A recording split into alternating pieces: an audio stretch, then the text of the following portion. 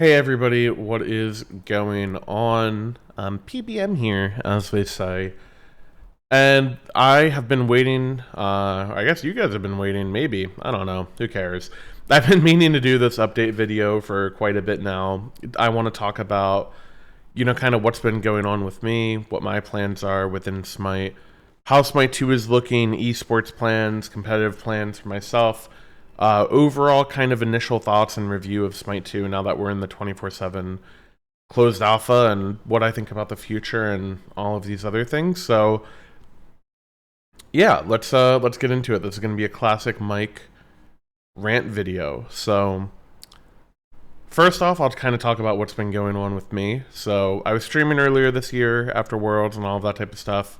You guys might have noticed a pretty big gap in there. That's because I went through some absolutely horrible issues with moving and just a ton of trouble with that. I'm not going to get into all the details there, but I'm finally settled. I've been streaming consistently again for a little bit over a month now and having a lot of fun with it. Honestly, I think it's really interesting because my perspective on streaming has always kind of been, I don't know if I want to use the word tainted. That sounds a little dramatic, but it's been changed by my obligations as a professional player, right? Like competitive play and my teammates and everything like that. That was always a higher priority for me than content creation was. And I think because of that, there are times where it's really hard to stick to the grind of, it's hard for me to scrim and to think of ideas in competitive play and do like draft prep and to do strategy and all these other sort of things, and then to also stream on top of that and try to put effort into that. It's kind of like working two jobs in a way, and I don't mean that in a way where it's like, oh, woe is me, because obviously, like, it's not really that way. Like, I get to make my own schedule for the most part, and it's super cushy and privileged and all that type of stuff, but yeah, it's still kind of like two different parts of my brain, and it's hard to get the most out of both of them at the same time. So I think in that way, it's been really interesting to change my perspective around content creation and around streaming. And I kind of want to keep exploring that. I think in the past I've tried to do things maybe the way other content creators are, and I think now I'm more on the understanding that like I'm not, Weekend or Fine OK or Double J or, Rexy or, I could go on and on about all the creators in the community, but like I want to figure out my own style. I want to figure out, kind of what I can do differently. So early on in the video, I thought that might be a good opportunity to ask you guys, like, what do you think could be interesting? What do you think is I could do that's maybe different from other creators? Like, I'll give you some ideas that I had, which were, I thought it would maybe be cool to do kind of coaching sessions and to like have you guys maybe record a game that you played and to give it to me, and either I can coach you like live as we're watching that game together, and then I could post it here, or maybe I could just do it myself and then post it as a YouTube video altogether. But to kind of get into more of the nitty gritty kind of ideas I have as a competitive player, sort of peeling back that curtain and being more transparent, I think is something I've really been enjoying doing on my stream, because it's not like we're in the middle of, SPL year, SPL season 11, and I got these regular season games every week and, all this stuff going on. I have to keep stuff secret. Like, we're not really in that environment. So I feel like I have a lot more freedom to just say my true, full, transparent opinions about, like, what I think is the best thing to do in the meta, what I think, the best characters are, how I think you should actually play the game.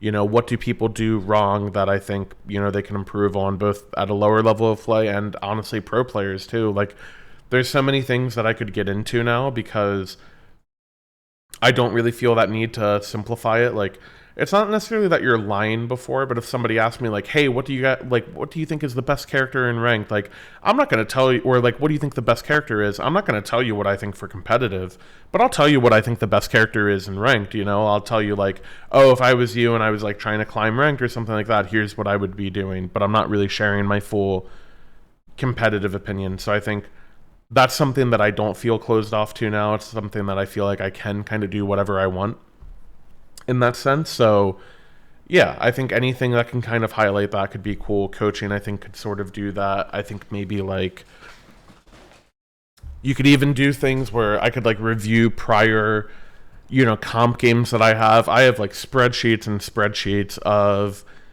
drafts and like strategy and like stuff like that. So maybe, you could always rewind the clock and do like, hey, like how did you like prepare for this team differently from that team, and like can we see like your draft strategies and plans? Like I'd be totally fine sharing any of those. So if that type of stuff sounds fun to you guys, if you'd be interested in that, definitely leave a comment below and let me know. I'd be super interested to hear what you guys think. Let's move on to competitive play. So here you guys will see I'm on the Smite Esports website. They announced this road to Las Vegas. Let me actually blow this up a little bit so we can all see. So there's this kind of roadmap where it's actually starting this weekend, where you will have an open bracket. If you're in the top 16, you move on. If you're in, or if you're anyone else not in the top 16, you do another open bracket for 5 weeks immediately after this one. So if you are top 16, you go to the Swiss bracket, top 8 of there, go directly to playoffs. Bottom 8 of the Swiss bracket, you go to the stage 3 last chance qualifiers, which you can also get to from this other open bracket. And then you would go to playoffs. And then if you get through playoffs, you go to an in-studio tournament, and the top 6 teams go to Las Vegas. And then in Las Vegas, you have what's essentially the Smite 2 kickoff tournament, which Smite 1 also had the same thing. It was like right before Season 1. They had a kickoff tournament in January of 2014, I want to say, or maybe 2013. I don't remember the years of that. I hadn't started playing yet. But anyways, yeah, I think it'll be really exciting. I actually have played in that Las Vegas venue, for those of you who maybe were around back then and remember. After we had won Worlds on United, we did a show match with Space Station Gaming, which was like Barracuda, Jeff Hindla, Annenster, Baskin. My goodness, the nostalgia on some of these names. Aquarius. Like, we did a show match, and it was really, really fun. The venue is definitely significantly different than what you would expect at like a Worlds or something. It's a lot smaller, a lot more intimate, but kind of in a good way. Like, it's really cool to be able to, like, there's like a bar and a restaurant in the actual venue itself. There's like a bunch of really cool game rooms. You're also inside of a casino, so it's really easy. Like if you have, friends there or people that you meet that you end up getting along with, if you decide to go, it'll be a lot of fun for all of that type of stuff. So I know that people at Hi-Rez have wanted to go back there, within the esports department. I know they've tried to make that happen multiple times in the past, so it'd be cool to see how that goes, and hopefully people enjoy it. I know there's been a little bit of drama with ticket price and stuff, and I'm kind of there with you guys, but I think for people that do decide to go, I think they'll have a fun time. Let's talk about, I guess, comp as it pertains to me. So I went back and forth on whether I wanted to play or not. I've ultimately decided that, well, if I'm going to be streaming the game and, competitive play right now, I don't want to have. So I really love competitive play. I don't think that's a secret to any of you. I love the problem solving. I love the strategy element of it. More than anything, I love working in a team. I love trying to get the best out of people, trying to like get the best out of myself within that environment, working together. I just love it. It's like my favorite thing outside of anything, like or independent event. Like I could be in any team environment in any like industry, anything, and I feel like I would find it fun. I just love working with people. I love having like a genuine environment where people are trying to get the best out of each other, and to see progress that you make as a team, I feel like is just the most rewarding thing to me. So because of all of that, I have decided to play, at least for now. I don't know that I see it as a long-term thing. A lot of you may remember, like, I am pretty at peace with my career. Like, I've gotten pretty much everything I could ever want to get out of being a competitive player. Like, I don't really feel like there's kind of no accomplishment that I haven't achieved, which is crazy and surreal to feel like I can say. And because of that, it's not quite that I don't still love it, because I do, but the schedule is a little bit different, right? Like right now people are we're not going to have the same format that we had in the SPL before, right? Like, we're not going to be relocated. It'll be online. And I've lived that life before, you know? I did that when I was age 18 up to when I was like 21 years old, you know, for like 4 years in there or something like that. And it's just different. Like, you're scrimming at like 7 p.m., your sleep schedule is absolutely trashed. I don't miss that, you know? I'm not really looking forward to that. So I don't see comp as like a long-term thing for me in the way that I did before. I don't know if I would do something related to it, whether it be like coaching I'd be open to. But yeah, for now, I think the way they have this set up, this is pretty low stakes for me. It's pretty low commitment, and it still kind of gives me that itch to scratch, if you will, of working with a team and still being a comp player. Because I mean, at the end of the day, like, I obviously think I'm more than good enough to win, you know. Like, of course I feel like I'm, you know, one of the better players out there, and I feel like I have a lot to offer to a team in terms of like ideas and, you know, I guess leadership and all that sort of stuff. So because of that, it's kind of like, why not? So I want to talk a little bit more in depth with that. So the people I'm playing with are Cyclone Spin ADC. I played with Cyclone, some of you may remember, like way back in the day, like season 3 SPL. He was a solo laner back then, but both of us, that team was actually the first time either of us had qualified to Worlds, and we haven't played together since that, pretty much. So now that we're old wise men, it'll be interesting to see, you know, what's different. Mid lane is Benny Q, which is kind of fun because well, one is kind of troll that I've played with now, both of the brothers Benny and Pagon, but also I think, you know, tweets aside, Benny is kind of, he's one of like the more passionate Smite players, I feel like. Like, he plays the game a lot, he has a lot of fun with it. I thought he owned last year on Hounds, especially when they were third in that first tournament of the year, like the Summer Masters or whatever it was called. Yeah, I think Benny has different ideas, and it kind of reminds me of Dardes in a way. Like, they're kind of both I don't want to call them idiots. They're both trolls in like a loving way, you know? They just do things and they think differently than people. And I think that's a really important quality and a really valuable quality to have. So I'm really excited to play with him.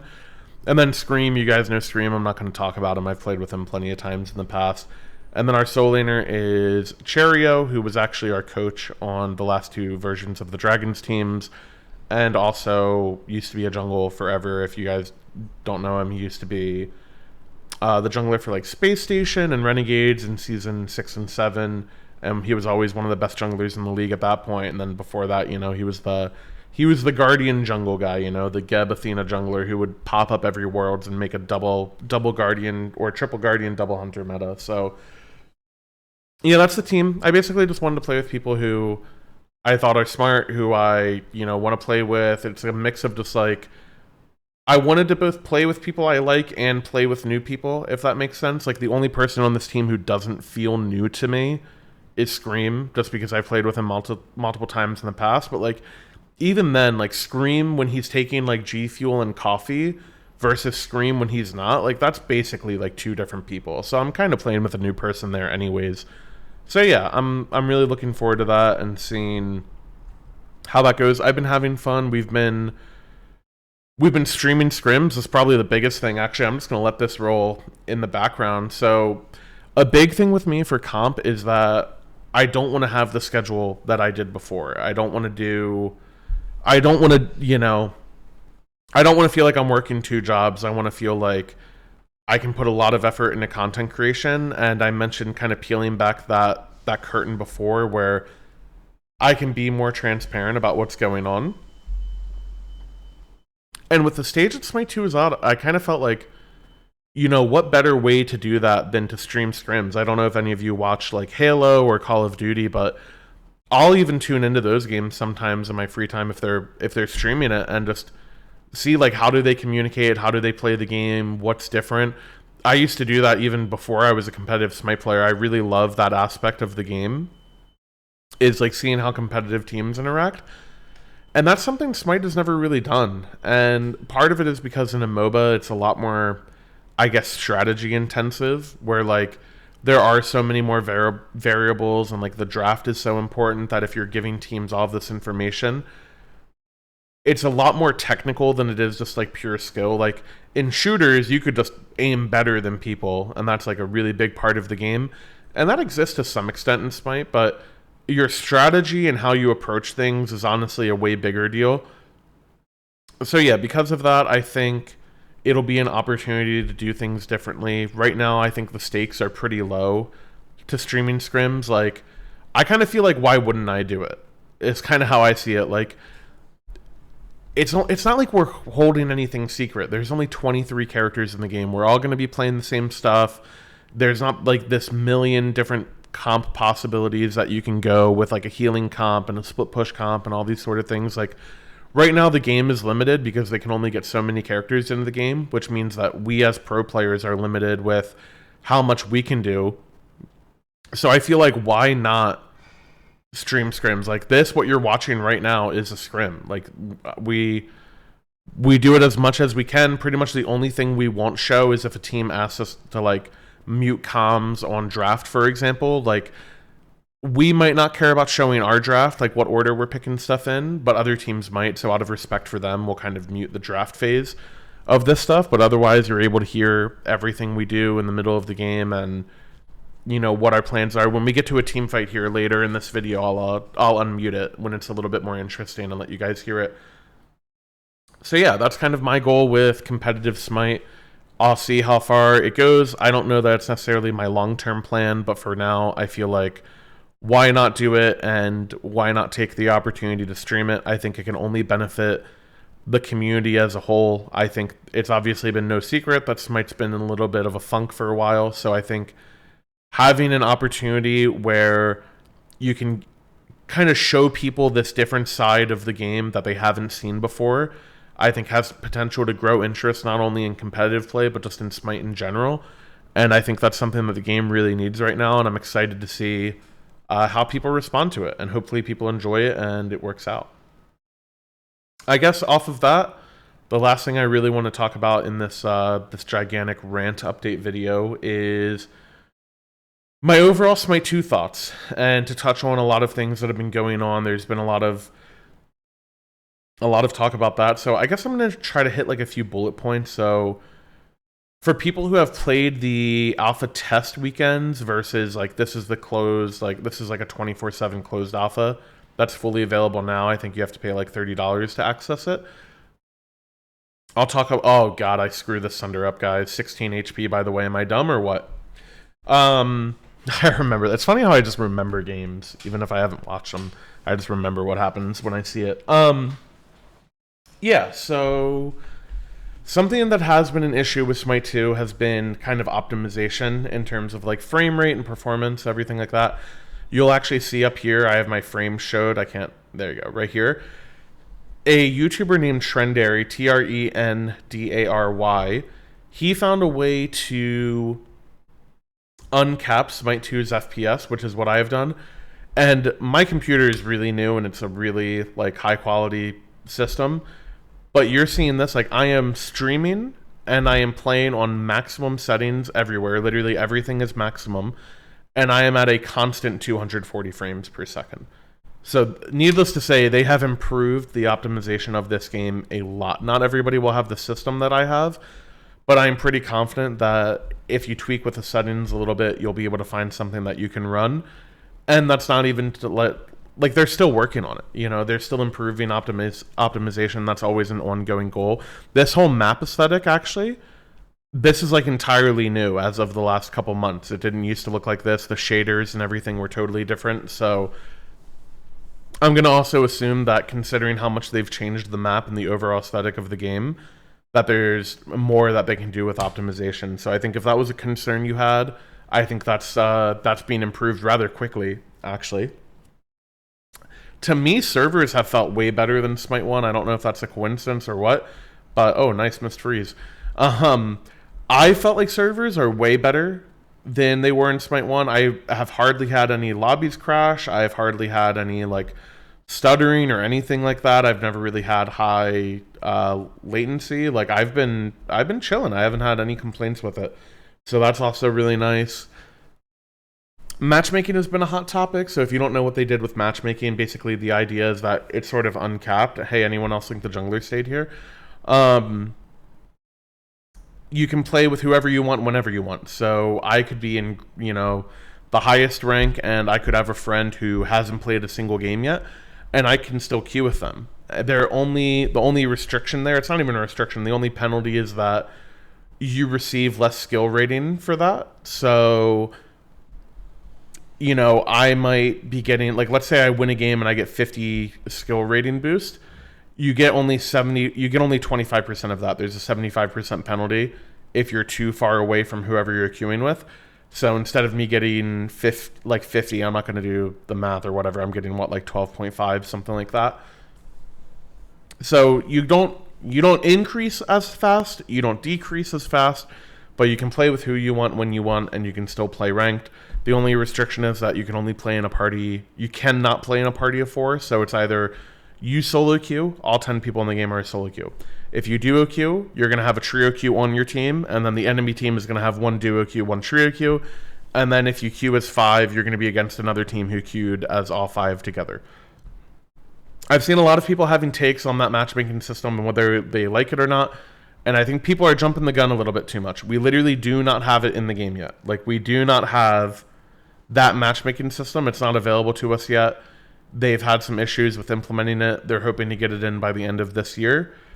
So I'm really excited to see what that looks like. I think for me, there's pretty much no incentive to smurf anymore because I can play with who I want when I want.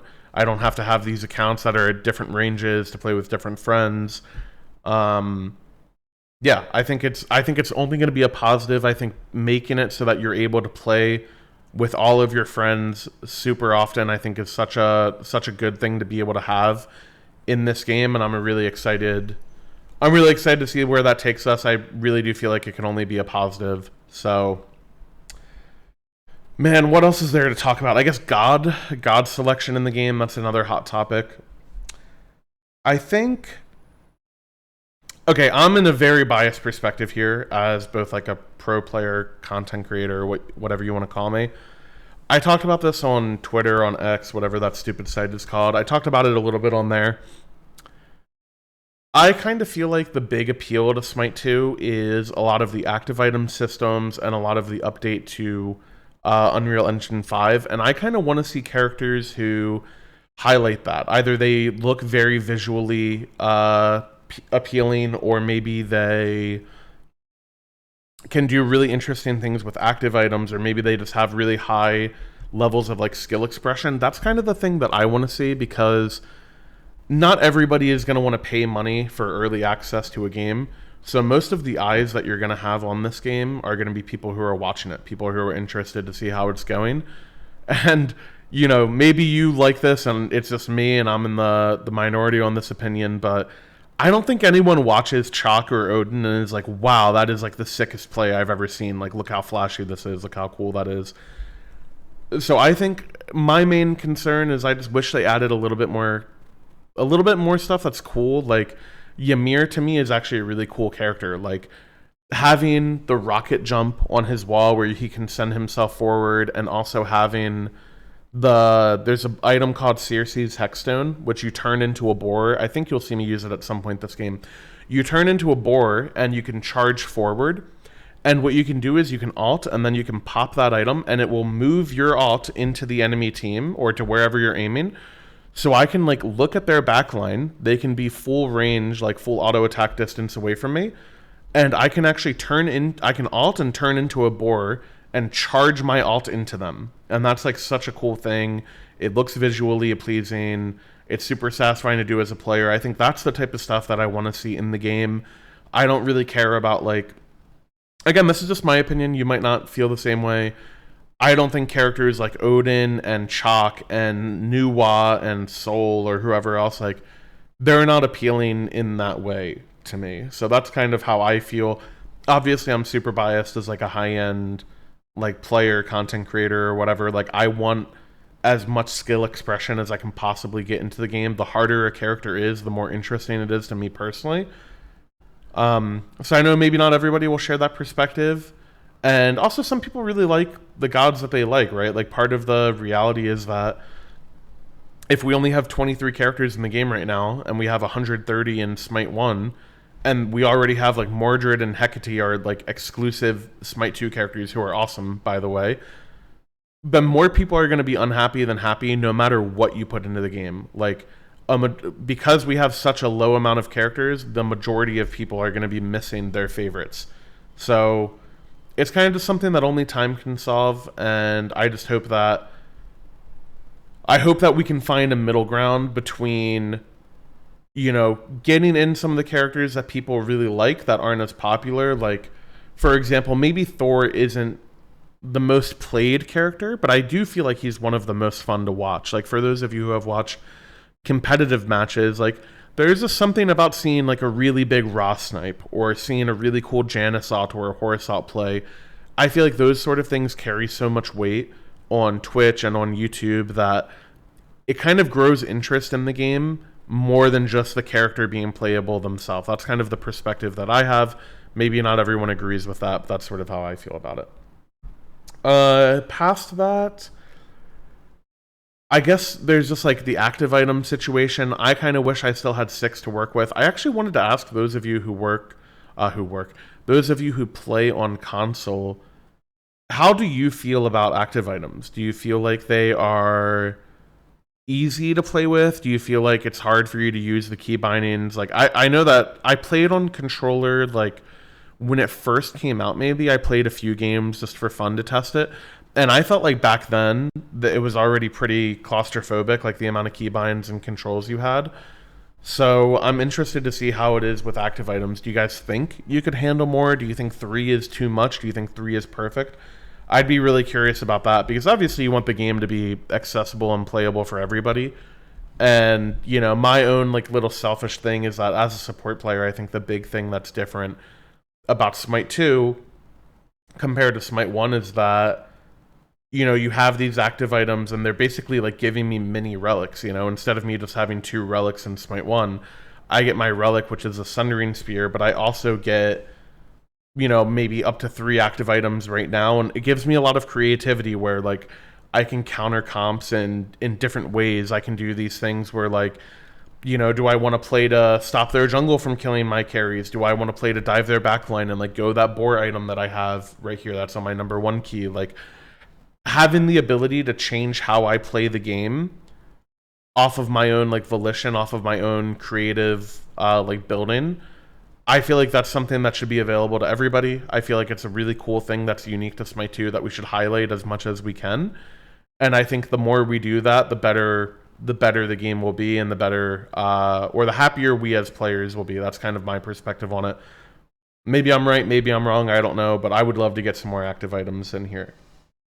And that's pretty much it, honestly. That's most of my thoughts. I mean, honestly, a lot of it is just seeing what happens. Smite 2 is still a work in progress. The game definitely needs those matchmaking improvements to get in as soon as it can. It needs more characters. It needs more fun characters. I actually feel like I'm pretty lucky. Support, I think, is kind of the only role where I feel like I have a ton of options. Like the changes they did to Ymir and Ares are really fun. Bacchus is super broken, and he is really fun to play because of that specifically. Athena's in the game, but in my opinion, she's kind of cheek, so I don't really play Athena. But we have like Fenrir, for example. Fenrir is like the most consistently playable assassin support in Smite 1. So like not only do I have all of the quote-unquote like guardians available to me, the 4 of them that I have right now, but I also have like the best assassin support. I also have like Hecate, I think, can be played as a mage support. So like I have so many options right now that I actually have not gotten bored of the characters that I'm playing. I haven't felt like I've run out of options or resources in any way. And I just want every role to feel that way, because I think if I was an ADC player, I think I'd get pretty tired of playing like Sol and Jingwei. But that's also just me. I kind of don't like those characters personally that much. So anyways, I think that's it. I'm going to let comms run a little bit here. I'm actually going to skip back a couple seconds, and I'm going to let comms run a little bit. I'll be streaming scrims as much as I can. Pretty much my goal is if I'm scrimming, I'm streaming them. I don't really want to scrim if I'm not streaming scrims for the most part. We'll be streaming Smite Prime tournaments every Friday that we actually do them, which I think we're planning on doing this Friday. And then the open bracket starts this weekend, and we'll also be streaming those with comms the whole time. So hopefully everybody enjoys. And yeah, let me know about video ideas, things you guys want to see in the future. You'll be seeing more posts from me on here. And yeah, that's pretty much it. I'll let this play for a little bit, and I'll see you guys next time. Bye.